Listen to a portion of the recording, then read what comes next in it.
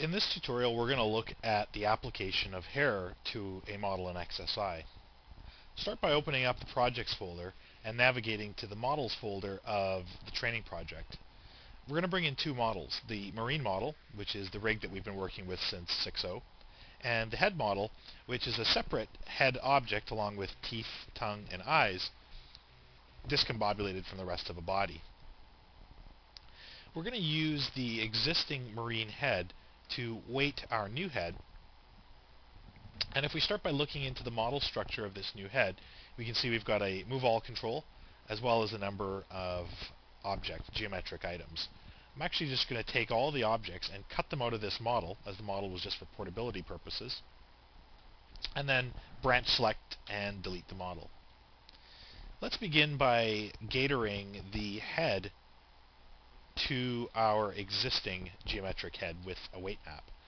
In the marine model, if I expand it and navigate down to the geometry group, I've got a head and a helmet object. And if we look at both of our objects, they have weight maps that we can extract information from. What I'm going to do is merge the two of them together so that I can get a consistent weight map for the entire head, seeing as if you look at the head object here, it's really only just a face, an ear, and a little neck shield, or just the neck area, where the helmet takes up a lot of the weights where the skull of our other character would be.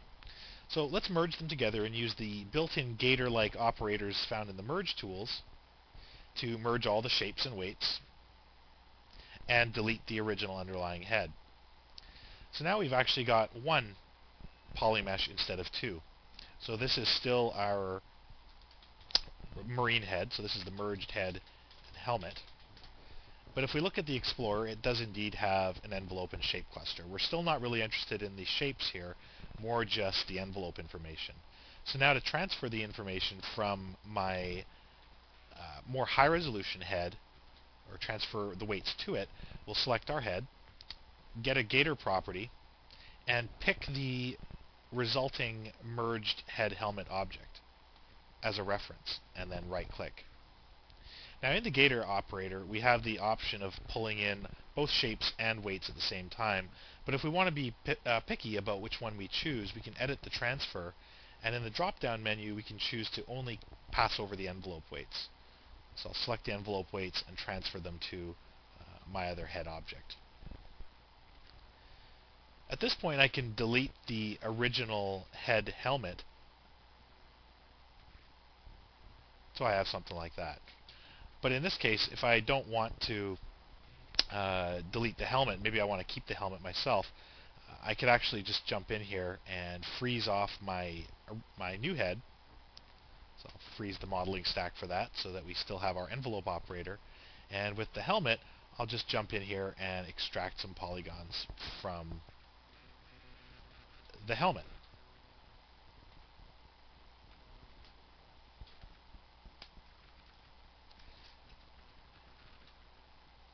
I can move on and hide the head object, so at least now I'm working with the head of my character. I've actually got a pair of glasses here that I could work with, but let's just test our head for the moment. You'll see that the weights have transferred very nicely over to our character. I imagine that we'll still need to do some work with the mouth. The weights actually transferred over really well.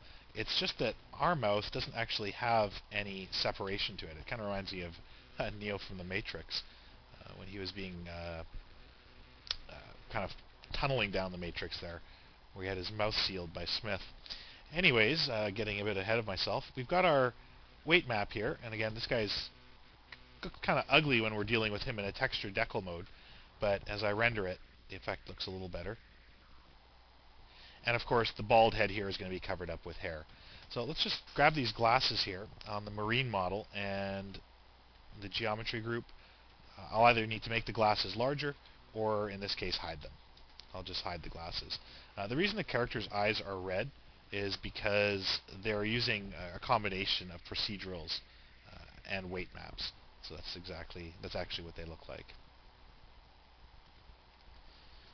Alright, I'm going to just go to a textured mode here, or to a shaded mode, and I'm going to begin modeling the hair by extracting a couple polygons from this object. I'm just going to move back down to a low-res poly mode by pressing the minus key, and I need to define an area where the hair is going to grow. Now, our character has a full head of hair, but one of the tricks that I use when working with hair is to create, I guess, like almost like a cap. And I would create a cap to grow the long hair from the top and back of the head, and then another little patch that will help me groom the sideburns and the sides of the head. So to begin with, let's just extract the hair that we need. If I hit the U key, I've already got some polygons selected from what I couldn't tell you, but I'll just use that as a base, and I'll select a whole range of polygons and extract them to create my hair selection. So let's say our sideburns kind of come down to about there.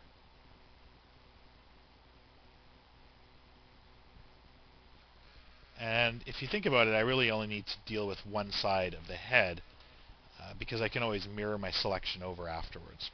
So we'll be a bit more judicious with our polygon selection.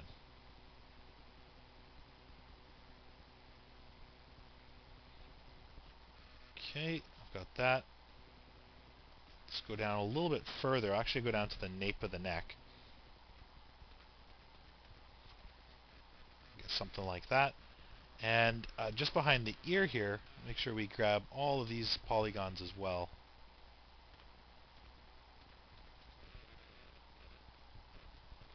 Say something like that.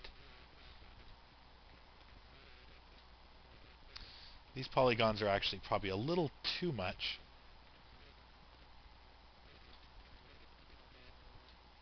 Except for these two. And then as for the forehead, that looks pretty good there. Yeah, I think this will work well as a selection.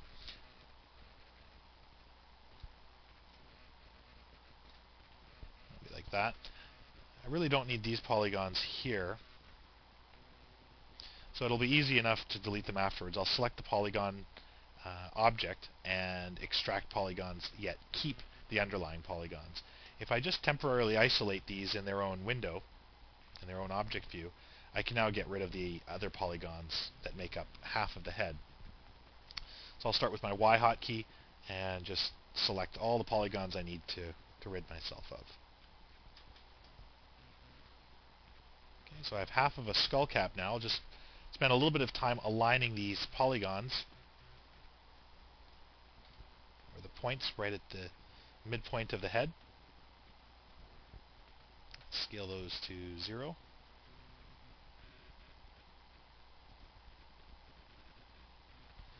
It actually looks like there's some... There we go.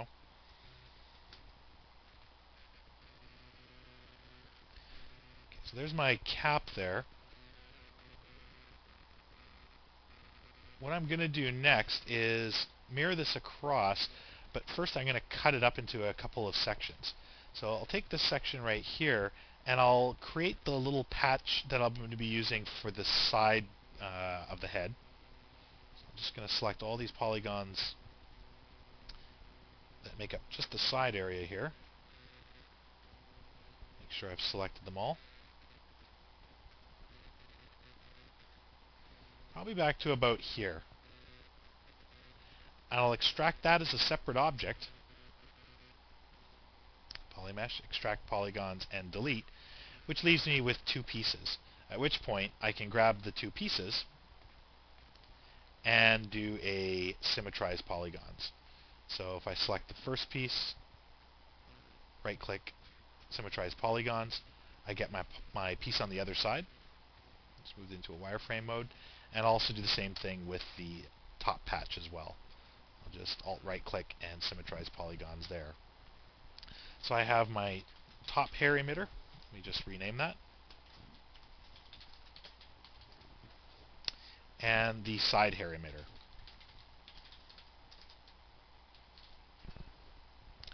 Okay, with both hair objects built, we're ready to start modeling our hair.